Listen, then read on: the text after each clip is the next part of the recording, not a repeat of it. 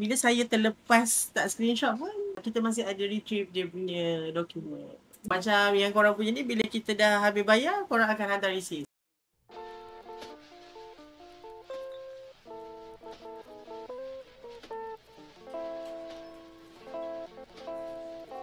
Bila saya tengok bila kita pada yang Amir yang berpecahan ni, korang akan email receipt.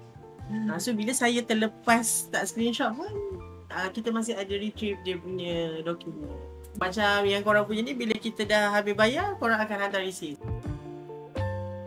Bismillahirrahmanirrahim. Assalamualaikum warahmatullahi wabarakatuh. Pesanan saya kepada influencer, pada host-host saya, especially Sakapapi Agency Empire, jangan lupa untuk membayar zakat. Semoga dengan pembayaran zakat ini kita dipermudahkan segala urusan, murah rezeki dan lancar segala urusan kita di dunia dan juga akhirat, insyaAllah. Amin.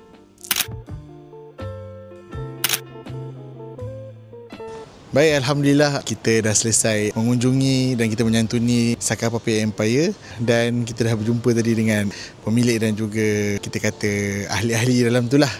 Dan kita dah beramah mesra, kita dah berkenalan, dan kita nak ucapkan terima kasih kepada Sakapapi Empire dah membayar zakat di atas platform tunaizakat.my. Dalam masa yang sama menyumbang juga kepada Mahat Tafiz Al-Fatih.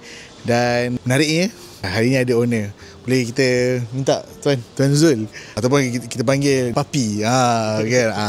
Jadi kita nak ucapkan terima kasih juga kepada Tuan sebab dah bayar zakat kepada tunaizakat.my, dan kita doakan supaya Sakapapi Empire dapat bantu lebih ramai lagi lah yang di luar sana, yang mana Sakapapi Empire ni merupakan agensi yang menguruskan live host di TikTok okay.